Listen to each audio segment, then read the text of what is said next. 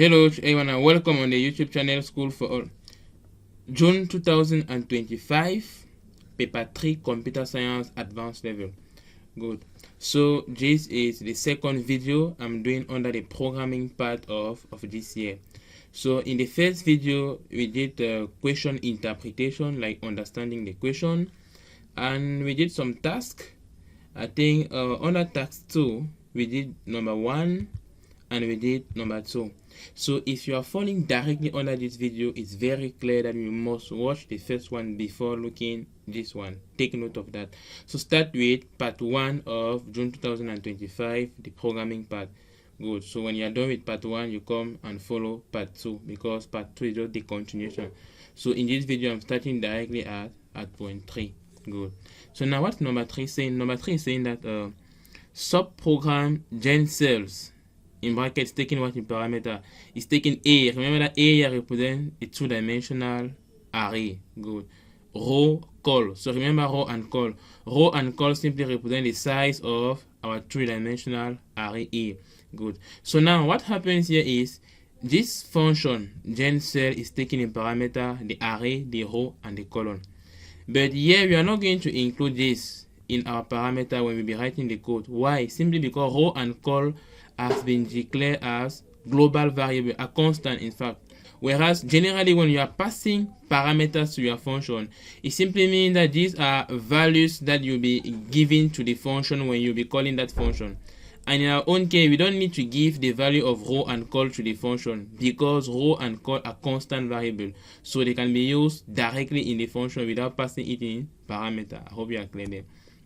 Now, so they say gen cells taking what in parameter A, row, col, okay, takes as argument an array for the grid and row and col for each size. Good. So exactly what I was explaining.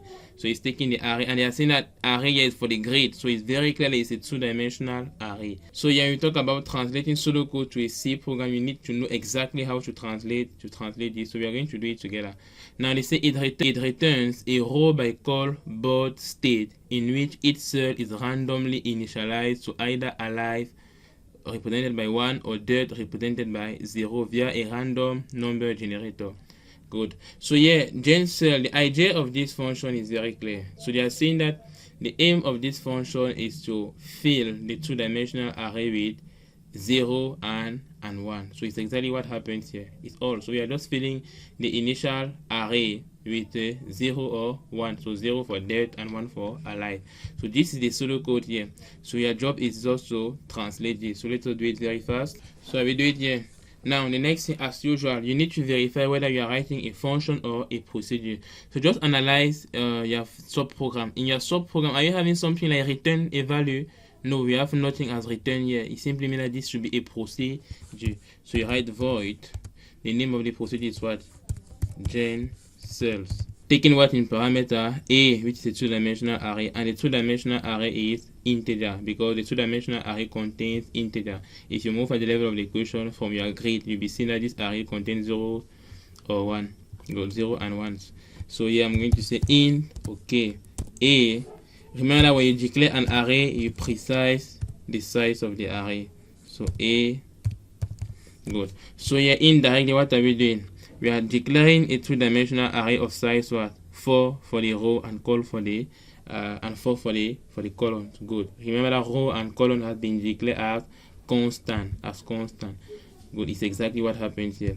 So I hope you are getting what I was saying. So now inside this function, we are going to use the variable col and row. So no need to pass it in parameter again, because they are constant. So you can use it in the function without any problem. It's going to work. Good. Because if you still pass it in parameter here, the program will not work. In fact, the program will not work because it's as if you are declaring a variable twice, which is not possible. Good. So now we just translate. So here I'm having what? For I, so you declare I first, because you cannot be using I in the for loop. This I, this J also. Good. Now it just translate. It's just normal translation, so I'm not changing something. So for I, starting at 1 to call. So yeah, there is something you're supposed to note. In the code you see for I from 1 to row, and row here is what? It's 4. Good. So you are seeing that if you start at 1, you're supposed to take less than or equals to row, so that we include 4, because we are trying to count normally from 1 to 4. From this grid you'll be realizing the 1, 2, This is here 1, 2, 3, 4. So you see that there are 4 of them. Good. But if your loop start at 0, you're supposed to end at what? You're supposed to end at 3 if you want to count 4 cells. And generally in programming we start at 0. That's why when I will be translating, I'm not starting at 1 like they're doing here, but I'm going to start at 0. We will never forget that. And why we are starting at 0? Simply because the function row line to display a line is also starting at 0. So don't come and start at 1 at this level. From then on, this already confusion you are creating your code when you be displaying in fact the content of an array. So for I starting at 0, I less than row, strictly less than row. Good. So if you start at 1, you say I less than or equals to row, so that 4 is included. Good. So here it's exactly that, semicolon, I plus plus. Okay. After that, the next thing is what? They say 4. Okay, I'm just translating the code. For J, also the same thing, they're starting at 1 here, so I will start at 0. Good. So that we have J less than call. Okay. J plus plus. Nice. You open, and inside what are they doing? They are saying that A of I J, array at position IJ, is taking what? Is taking, they are calling the function run. Good. So remember our function run number, where is it? This is here. So they are calling this. Good. Perfect. So this is what happens here. So remember that run number is a function that returns a value, an integer, either 0 or 1. So it simply means that when this run number returns a particular value, whether it's 0, it's going to insert it in the array, whether it's 1, it's inserting in the array, and so on and so forth. So since here we are having a loop, it simply means that we are going to loop all the cells of the two-dimensional array. Like when I is 0, j is 0, it simply means that you are position 1, you are position 0, 0. At the level of the equation, like here, this is 0, 0, 0, 0 is what? Is 1, and so on and so forth. So you know how to interpret two-dimensional arrays. Fine, so we are done with the translation of this function, so everything is perfect there. Now we continue with the question. We are done with question 3, we go to question 4. This subprogram count live next, something like that, and it's taking what in parameter? It's taking A, which is the two-dimensional matrix, the two-dimensional array, if you want to say it like that. It's taking what? R, and it's taking what? C. Now continuation, counts the number of live neighbors in array A for the cell at row R and column C.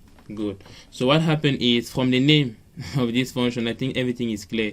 Count live neighbors. Now it simply means that this function is helping us to count the neighbors of a cell. Good. And how to locate a cell? To locate a cell, we need the ID of what? We need the index, of the row and column. For example, imagine that you want to manipulate, let me circle this in red. Okay.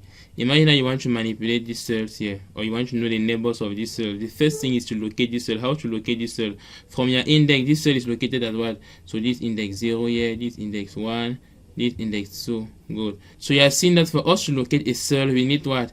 The value of the index for the column and the value of the index for the row, and we need the array also itself. That's why you are seeing that this function, where is it?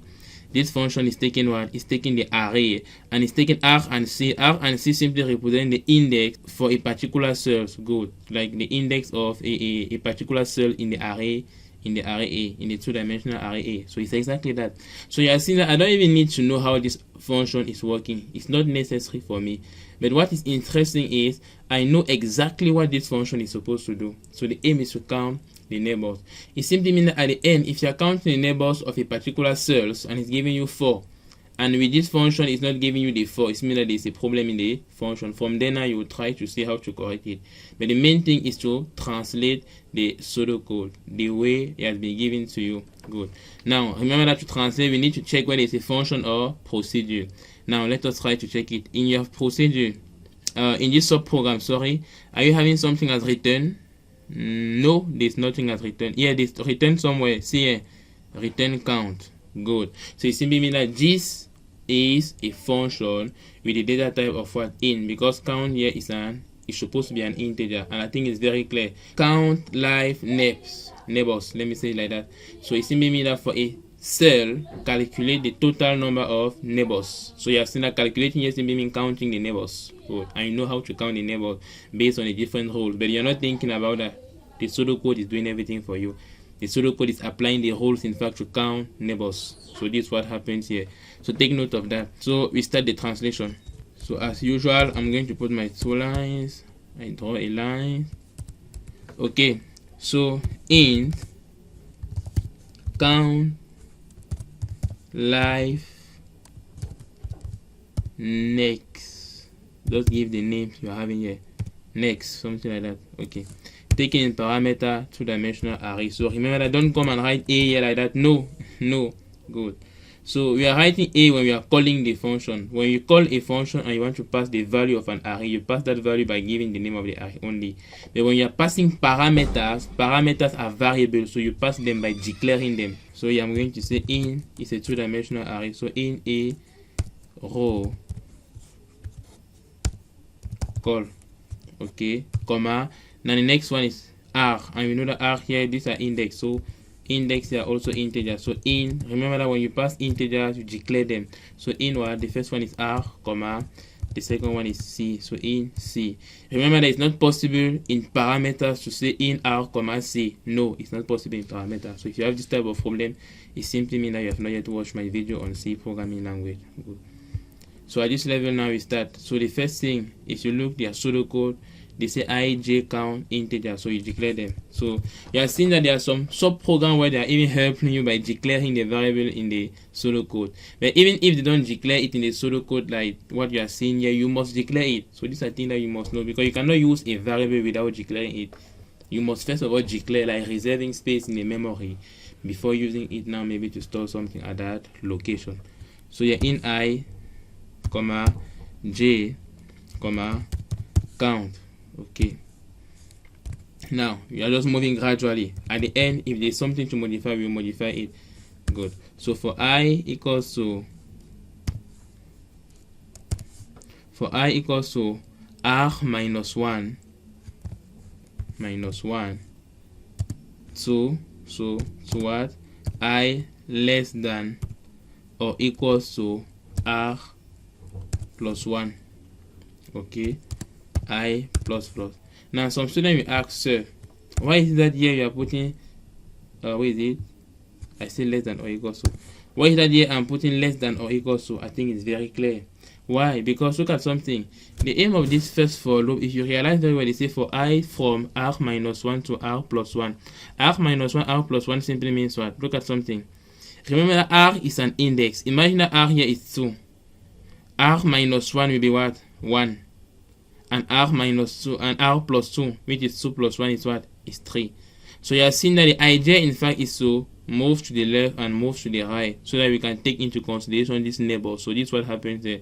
So if you go and write your own less than, it simply means that you're not going to take the neighbors on the right. Are you there? Good. So here is less than or equals to, so that you are taking neighbors to the left and you are taking neighbors to the right. Good. So take note of that. So after writing this, the next thing is what? For j. Good. So generally, don't waste time in the exam. You can just recopy this same for loop. You paste it here. Good. And you change. So they say for j starting at what? C minus 1. So j less than what? C plus 1. Good. J plus. If it is okay, do what? They say if not. Good. So I think you know how to do the not here. If not. So not is this symbol. Take note of that. So if not is this symbol. So you write your if not. So now you open bracket for the condition. So you are doing the not of your condition. Good. It's exactly what the question is. Now what's the condition there? They say if I is less than. So make sure you look your pseudocode when you're writing it. If I is less than 0, or, so this is how we do or. Good, these 2 lines. Or j is what? Less than 0. Okay. Or, so I'm just translating what I'm saying. Or I is what? Greater than or equal to rho. Okay, there's another or. Or call, or j is greater than or equal to call. Okay, So I'm done. I think it's all what is inside that if. Then if it is the case, then what are we doing in we are doing another if. So if, so I'm just translating, if array of I j is equal to 1. So remember that in the if equals to is double like this. Go, don't go and write 1 equals to, no. But 1 equals to is for affectation, whereas this double equals to is for comparison. So take note of that. Equals to 1. Good. So take note of that. You open. What are we doing inside? We are doing increment count. So to increment count, just say count plus plus. Now when you realize something, you are doing count plus simply means add 1 to the previous value of count. But you realize that here you have declared count, and count is not even having an initial value. So the initial value of count should be what? 0. Because count is used to count figures. If you are counting figure, you must start at 0. So that when you count for the first time, you count 1, 2, 3, and so on and so forth. Good. So you are saying that this is an instruction that they did not mention in their pseudocode. So you are the one to think, in fact. Because some students are just translating without thinking, or you are supposed to think at least in some aspect. So here count plus plus simply means add 1 in fact to the previous value of count. So you are seeing that here when you are counting for the first time, we are doing what? We are adding 1 to 0. So we have 1. When you count for the second time, you add now 1 to 1. You make 2 and so on and so forth. Good. So after that, we close the if is already closed. Generally, when you open a brace, it's going to close it automatically. Take note of that. And don't, when it closes it automatically, don't clean it because you close it after. No, just leave it like that. So this if is closed, you click here. The other if is closed. The 4 is closed. Good. Now, what is the return count? The return count is after the last brace. Take note of that. So it simply means after this brace here, this is where I'm having return count. So I have return count. Perfect. Semicolon. And you close. Perfect. So this is our function here. So we are done with the function. Good. Now at this level, no need to test, but just try to execute your code so that if there's any mistake in the function, they will indicate. Let me just run this code. You see, there's no mistake. There's no mistake. Good. It simply means that the function I did up there, there's no mistake. Because when you have a mistake, the code will not even execute. You see, you block somewhere. So perfect. There's no mistake. Let me just arrange this. Good. So I'm done with the function count live neighbors. Good. So we test it after. Now, the next thing is number 5. They say subprogram NextGen, and NextGen is taking what? It's taking 2-dimensional arrays. Good. It's taking A and B. Good. So A here is the initial 2-dimensional array, and B here is the second 2-dimensional array, like the next generation 2-dimensional array. Let me say it like that. Like what you have at the level of this figure up here. You see initial stage here, this is the array A, and next generation stage is array B. Good. So next generation, in fact, is the function that will help us to move from one generation to another. Like taking the initial generation. Good. Apply the rule that we are supposed to apply, like meaning counting this and that. At the end, we affect the new values of each cell. So the array B, and this array B represent our next generation. I think I'm clear. So here we do so here it's very clear. You are passing two arrays in parameters. Now let me read it by this. Subprogram NextGen, taking this in parameter, generates into array B the next generation cell from array A. Exactly. So you have array A, you manipulate array A's to produce the next generation, which is array B. So this is the pseudocode here. Perfect. So let us translate the pseudocode. So here we need to know whether it's a function or a procedure. Are you having anything as return inside? No. So this is a procedure. So you move at this level here. You start your procedure. So void name of procedure is what? NextGen. Good. So you have your NextGen, you declare your variable. So you declare your array. So in the first one is A. So good. Never forget that you precise the size when you are declaring. In row call. Okay. If you have any problem, if you are not understanding something, you ask. I'm always saying that. No need to watch a video and something is not clear, you don't ask. No, it's not making sense. Always ask. If you're not asking anything, it means everything is clear for you. Then fine. Okay, so I've passed my two arrays like this by declaring them and precising their sizes. Okay, now so the first thing here they say for I and they say for J. Okay, so it simply means that declare I and J. So in I comma J, so we need I and J, semicolon. So you write your for loops. Okay, for I starting at 0, I strictly less than row I plus plus. Okay, you open, you do the same thing for J equals to 0, J strictly less than call J plus plus. Okay, you open. Now at this level, so inside this second for loop from the pseudocode we have what? We have n life. We have a variable called n life equals to what? So n life equals to count life next. Good. So this variable here is taking the result produced by the function count life neighbors. It simply means what? That for a particular cell, when you count the total number of neighbors of that cells, that answer is being stored in the variable what? N life. Good. So that's why you are having a variable n life equals to count life cell. But you have seen that n life here has not been declared, you see. So you copy, you come and declare it here. It's also an integer because remember that the total number of neighbors is a value, so it's an integer. Good. So I've declared this variable. So after declare, you can now use it here without any problem. Good. But remember what count life next takes in parameter. At this level, make sure you understand very well what is happening. Good. So here we are calling the function count life neighbors. Good. And remember that when you call a function, you need to pass the argument, like you need to pass the values if that function takes parameters. Good. Like our function count life neighbors is taking parameters. What these are the parameters here? It's taking what? The two-dimensional array, like the grid, and it's taking the cell that we are manipulating because count life neighbors need a cell, and from that cell he count the neighbors of that cell. Good. So yeah, this is the array here now. So remember that when you are calling a function, if that function is taking an array in parameter, how are you passing the array in parameter? Just by giving the name is all. That's why you are seeing in your pseudocode you are just having a here. You see. Good. So understand that, because some people are confused sometimes with parameter argument. No, argument is when you are calling the function. Parameter is when you are declaring the function. Take note. Good. So yeah, the same thing is taking what? I, J. So I write my I here. Good. I write J. So this I here will represent what? The R, and this J here will represent C. Good. If up here they have not used I and J, simply because in their function they're already using I, J to manipulate their loops. So we cannot use variable just everywhere like that. No, that is why they created another variable here. Take note of that.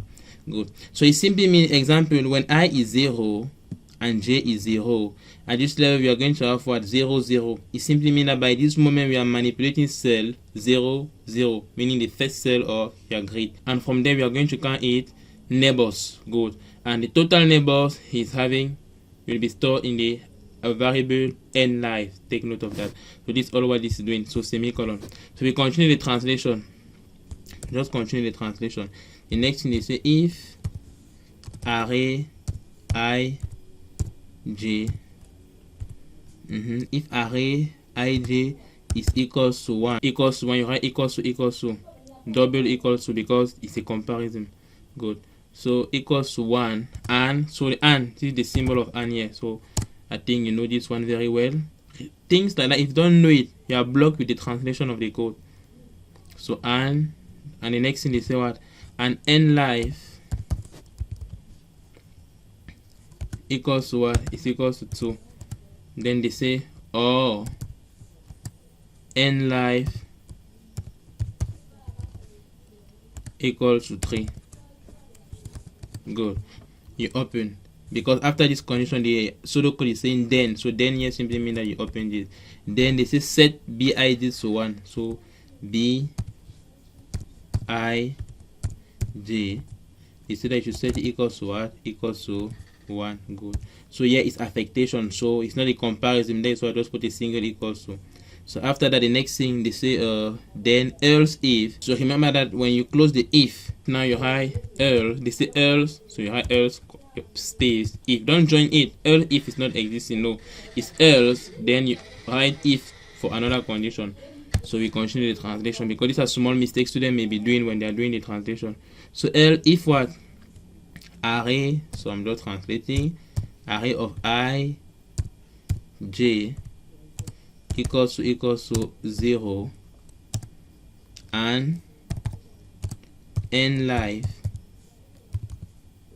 equals to 3. Good. So then they say set what? B I J equals to what? Equals to 1. Good. Then after this they have another else here. The last else, they say else. Good. So you open the brace for the else and you write B I J taking what? 0. Good. So I'm done with the translation. Perfect. I've translated everything. So be verifying if everything is closed normally. Perfect. Good. So you are seeing that here the function is closed here. Good. And so always check this red mark appearing. Good.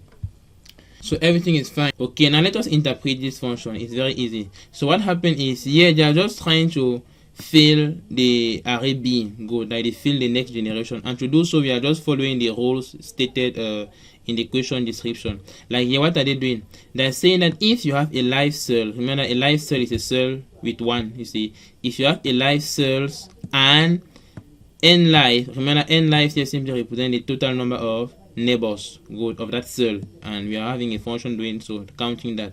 Good. And that your total number of neighbors is equals to 2 or total number of neighbors is equals to 3. If it is the case, in the next generation you are alive, and there's a condition saying that, go back to your question, I think it's condition number, rule number 2. Rule 2, they say any live cell with 2 or 3 live neighbors live on to the next generation, and it's exactly that. So this is what they are doing here. Now the other if they are testing, I think it's rule 4. They say any dead cell, so this is a dead cell here. Any dead cell with total number of neighbors equals to 3, they say the cells becomes what? Alive, and this is what they are doing here. So they are applying rule 4. So any cells that match rule 1 and rule 3 become 0 in the next generation. So this one also we are okay with that. So this all what they are doing, they are just implementing that. It's all, you see. So I don't need to understand everything in detail. So I'm just telling them because people in exam you don't have time. That is why when I'm doing the video also I'm just trying to explain it the way you are supposed to reason when you are in an exam hall. Take note of that. So we are done. So we go back to the question.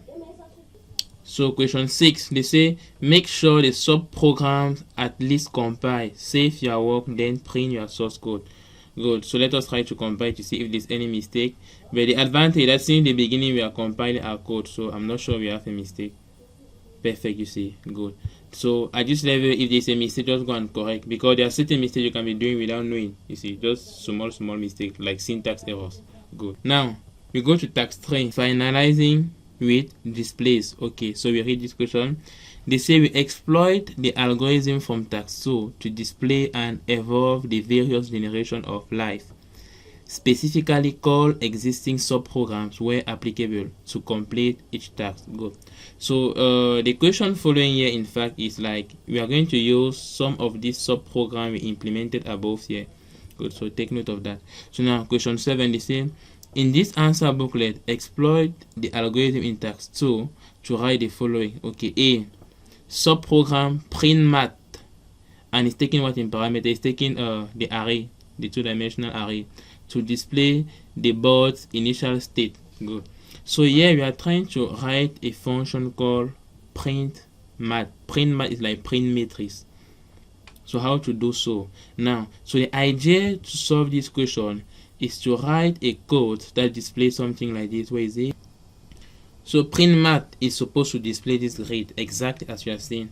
Like PrintMat is taking the matrix A, good, and display the content of the matrix plus these borders, all these things. In fact, that's why the question has presaid that you must use subprogram written above. Like example, we are already having a subprogram that is supposed to draw this line here, this line. Good. All these different lines here, these different horizontal lines, all the horizontal lines, you're already having a function doing so. But you realize that the vertical lines here, we are not having a function printing the vertical line. So it simply means that the code that we are writing, we are supposed to display this vertical line, and we are going to do it gradually. And now my advice at this level is, this is not something that is in the exam that you develop everything. No, if you are not used to write code to display grade, in fact, I think you waste time on this question in the exam. That is why practical is very, very important. You need to practice so that things like that in the exam you can develop your idea, because at least you are used to. Good. But I'm going to explain. Let me just explain what I'm doing here. Take note. Okay. Good. So yeah. So remember that the function is just to display an array. So it's clear that it's a procedure. So void, they say PrintMat. PrintMat. PrintMat is taking what in parameter, the array to display. So in a row. What am I doing? Row call. Okay, he's just taking the array. Now, so we are going to move gradually. Okay, step number 1, analyze the grid, because we cannot really draw a grid without even seeing what we are doing. You see, everything is from what you are seeing.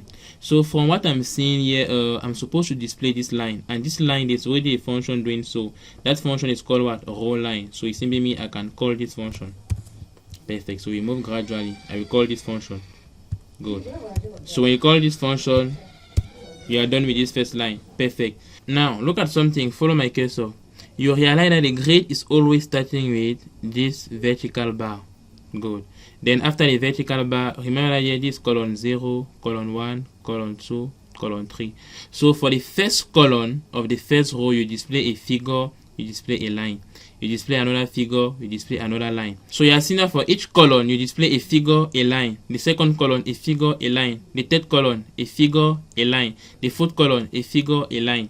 So this is what happened here for each column. So you are seeing that I need another for loop that will go through each column and display this. Good. And this for loop going through each column and display this must be inside a for loop that will manipulate the rows. Because remember that as you are doing this for the first row, you do the same thing again. Meaning that you go again through this same column and repeat the same procedure, but for the second row. The same thing, you go again for the third row and move through each of the different columns and do the same procedure. Good. So for us to implement this, you move at the level of your code. So here I need a variable I and j in I, j. So I need this too.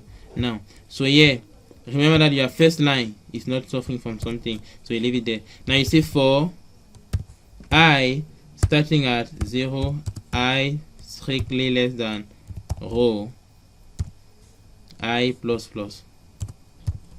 I plus plus. Okay, so inside you write for j equals to 0, j strictly less than call j plus plus. Good. Now, just that you realize something. So for the first row, because when I is equals to 0, it simply means that we are row what? Row 1. Or let me say row 0, since we are starting index at 0. So here is 0. 0. Good. So this is the first row, the second row is 1, the third row is 2, and the fourth row is what? Is 3. Is 3. Good. So you are seeing that when I is 0, what happened is I want to display something like this, print f, and inside my print f I will display this bar.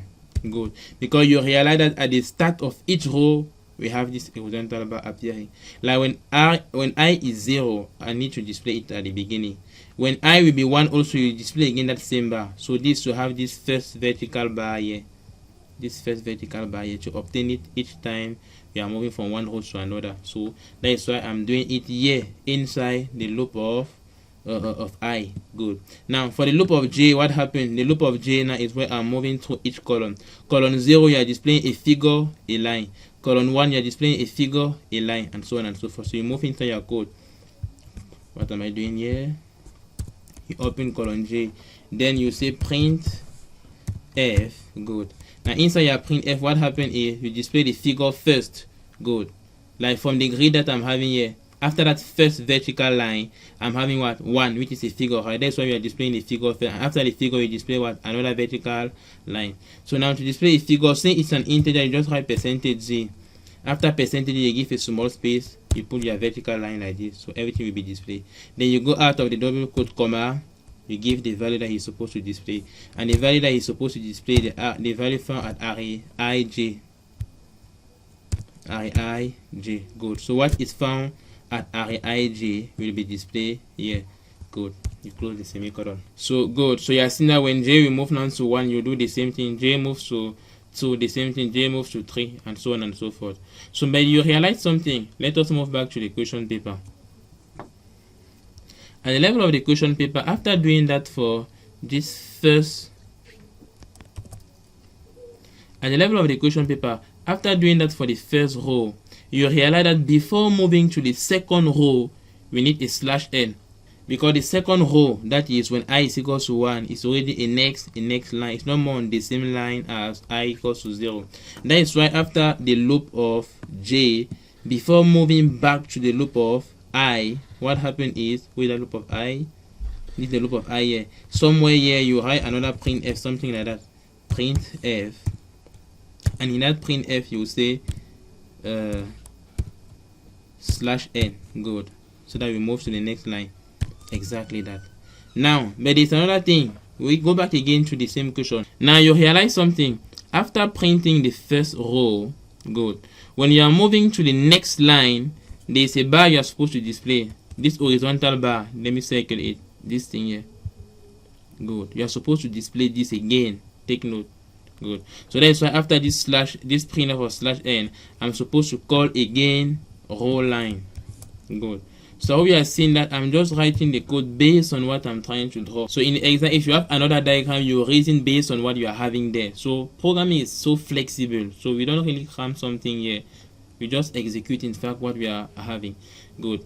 So now after drawing this new line, what happened is the brace here is for the for loop. It's for this for loop of I. Good. Remember that you cannot enter in the for loop and you go out when the condition is not false. Meaning that when this compiler will meet this closing brace, he's going to move back again, increment I to 1, and start back the same procedure. At the end, you have something nice. Now, when we call this function PrintMat to display a matrix, if it is not coming out exactly like what we have on the question paper, in that case, we are going to do some small modification until we have something like this. Good, but what we did here is a good base. We are sure 100% to have something similar. Good. So we are done with that function. Perfect. Perfect. Let me just draw a line here. Okay, so we continue with the questions. We are done with A. B, they say subprogram PrintNextGen. Taking what in parameter? Taking B, array B, to display the board next generation. Good. So you have seen that this subprogram is the same as the first one because both are used to print two-dimensional array. So mean that this second function is to print this. Good. And you have seen that this is the same as A. So there are different ways of doing that. Look at something. Either you copy the same code that you did for A and you just change where you have A, you change it with B because now we are working with matrix B. Or either than to rewrite back the previous code, just call that function. Like you call PrintMat inside PrintNextGen. Let me show you how to do it. Good. So at this level, so it's also void because it just to display. And the name is what they say print. The name is PrintNextGen. Good. And it's taking what in parameter array B. So int row call. Okay. Now inside here, what happened normally? I'm supposed to copy all this. In fact, I'm supposed to copy all this. And where I'm seeing A, I just put B there. You see, good, but it's not really necessary. Then to copy all this, you can still call PrintMat inside this function like this. Good. Now PrintMat is supposed to take what in parameter? It's supposed to take an array. Good. And in this, oh, I did a mistake. PrintNextGen, the array here is B, not A. Good. Now, and when you're calling PrintMat, what you pass in is what? Is array B. Good. So you're seeing that you're already having a function to print a matrix. This is what happened. So since you want to print a matrix called B, so this B means that when you call PrintNextGen, when you pass array B to PrintNextGen, that B will pass again to another function called what? PrintMat, and PrintMat will display it. So it's very easy like that. If you have any question, you ask. Good. So we are done with this function. So now we go to question 8. They say in your IDE, develop executable subprogram for the algorithm in question 7. Okay, yeah, we are not doing something. Look at something. At this level, question 7a and b, you are writing about pseudocode. And in question 8 now, you translate that into a C program. But to write this pseudocode is not difficult. Based on the previous pseudocode that you have here, I think you can have an inspiration to translate this. It's all good. Like here, you still, where you have this void, don't write void, but just write something like subprogram, PrintMat, where you have the parameter like this. So remember that for pseudocode, you don't pass parameters like this. For pseudocode, you just write the name A, comma, row, comma, call. In fact, just get inspiration from the pseudocode written above here, and you translate your own code into pseudocode. Because normally I was supposed to write the pseudocode, then for question 8 I will translate my own pseudocode into this program, but I was writing the program directly. And generally this is my advice in the exam: do the program directly. It's after that you will translate that into the pseudocode. Good. And even to translate, just avoid to use programming syntax. Like at the level of printf/n, just write new line. So it's pseudocode. New line simply means that in C programming normally you will do something like this. But it's not a problem. Let us read that question 8 again. They say in your IDE, develop executable subprogram for the algorithm in question 7. Your subprogram should display a vertical bar, an appropriate number of spaces before each value printed. If we did that already, the vertical bar, we did everything. They say, and a final bar at the end of the row, we did it also. Well, that's why you are seeing in my printf, I'm having this bar here. So you are seeing that each time you display a value, a bar will still appear at the end. You display a value, a bar appear. You display a value, a bar appear. And remember, the last value is having a bar, like in our question. If you go back at the level of the grid of the question, you realize that the last value, let me just look under this matrix of next generation. Like here, the last value is what? Is 0. And you are seeing that 0 is having what? A bar at the end. You see? Good. But for the first bar, in fact, we are supposed to print them individually. Good. That is why for this first bar, I had another printf here in the for loop of row. Good. So it's all. So we did that already. The idea was very perfect. Now they say use subprogram row line to draw lines between rows. We did that already. So perfect. We did this question. It's okay. We go to question 9. Question 9 they say write a main program that calls the subprogram in order to print and evolve the cellular automaton. So they are asking us to write a main program that call all the different functions we did in this order here. So this is the order. So let us do it very fast now. So yeah, I'm going to clean everything first. So this is my main program here, empty. So the first function I'm supposed to call here is run init. So generally to call a function to avoid typing mistake, just go at the level of that function and just copy it.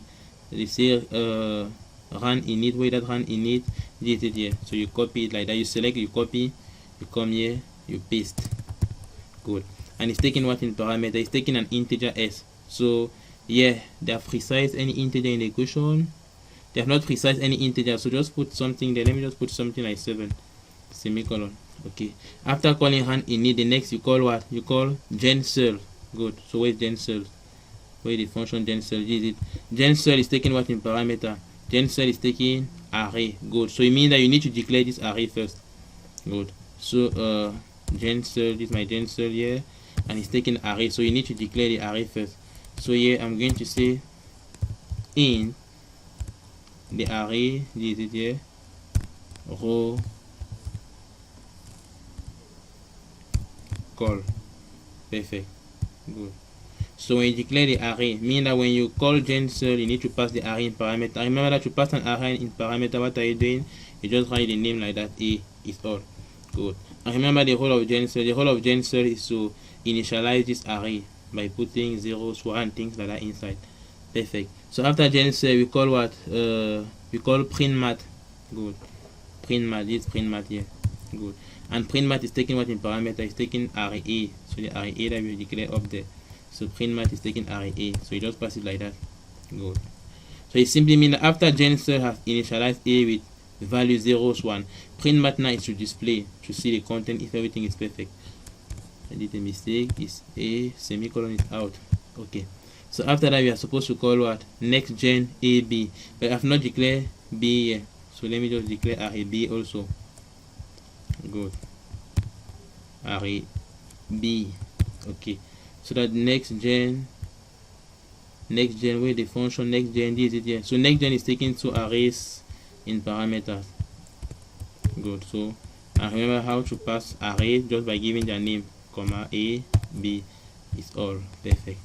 Oh, I'm always putting. Okay. Now after that, the next thing is to call what? PrintNextGen. Okay. PrintNextGen. This PrintNextGen here, and he's taking what in parameter? He's taking B in parameter. Okay. Now to make our code beautiful, this is what happened. When I print gen cells, no, when I print, because PrintMat here A is displaying the initial grade, you see, and PrintNextGen is displaying what the next generation. So before printing this, I want to write a message there, something like this, printf, so that we see it very well. So yeah, I'm just going to say initial stage, something like that. Okay, /n. Okay, good. So that now before printing next generation, I want to display a message like this under here. In that in this printf, I want to write something like next generation. Good. Before displaying B. I think from there everything is perfect. Control S, we say. So we run. Okay. So we pray that everything is okay.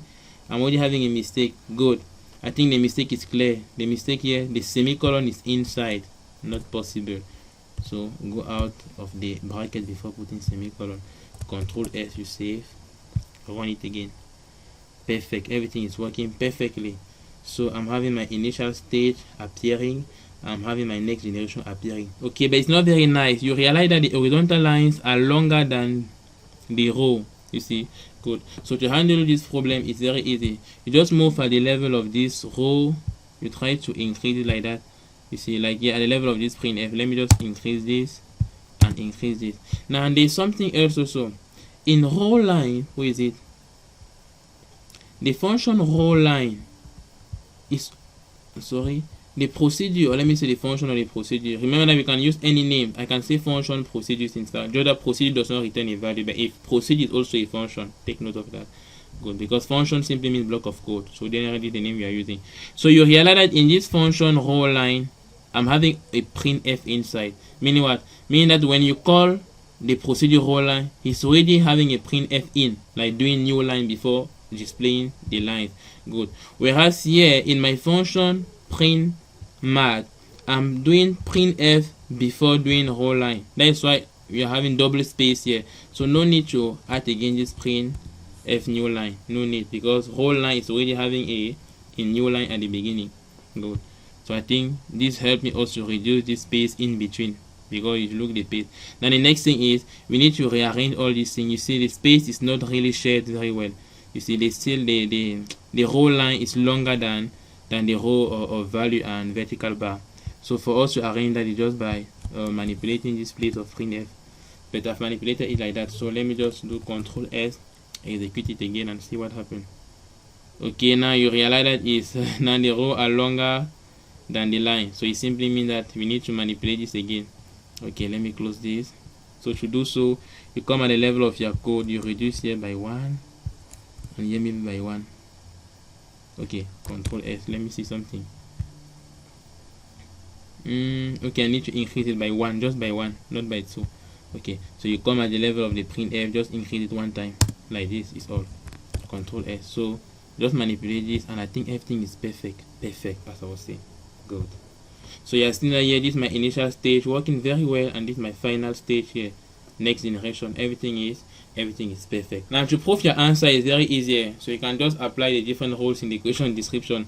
Like example, if I go at the level of the second row of the initial metric, second row, first cell is what? It's a dead cell, you see. But in the next generation, he is alive. So just check your roles to see whether it's true or false. But I think it's true, because if I move at the level of that cell again, it's having how many neighbors? 5 neighbors. And how many live neighbors? 3 of them. Live neighbors. And I think there's a rule saying that for a dead cell with exactly 3 live neighbors becomes alive in the next generation. Good. So everything is perfect. And I think they say that we should print this. Good. Let us read the question and see. Okay. They say see figure 2 for constraint on argument S. in function run init. Okay, so when they say C figure 2 for constraint on argument S, it simply means what? You are supposed to have in mind that S is between 0 and 16. Good.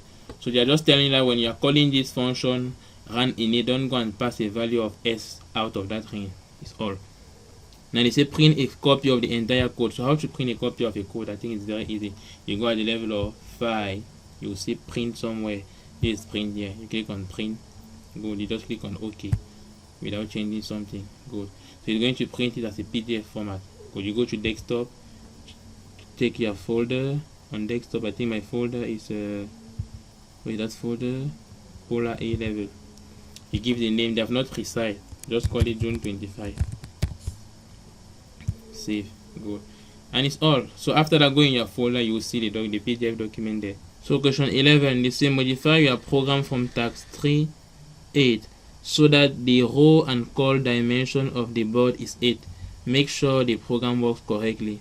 Then run it and screen capture its initial and next generation stages, save them in the file called size 8 output, and then print a copy.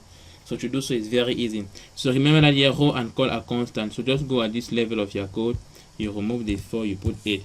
Fine. It's all. You just save. Good. So you are seeing that it's the same thing. Just that here you still have a 2-dimensional array of size 8 times 8. Good. So now the question says that you should make a screen capture. So screen capture, you know how to do it, right? You come at this level, just search for screen capture. So my computer is in French, so we click capture l'écran. So you click on new. Good. So you just select what you are trying to capture. So they say that you should do the screen capture twice. So the first time is for initial stage. Here is it here. After doing that, now you save. So you know how to save it. You click here and you save it in your document. You go to desktop. In fact, you know how to do it. After you do the same thing for next generation. It's all. Good. So this is all for this year. So if you have enjoyed the video, don't forget to like, leave a positive comment. If you have any question, drop it in the comment section, and see you in the next video for another past question. Thank you. Goodbye.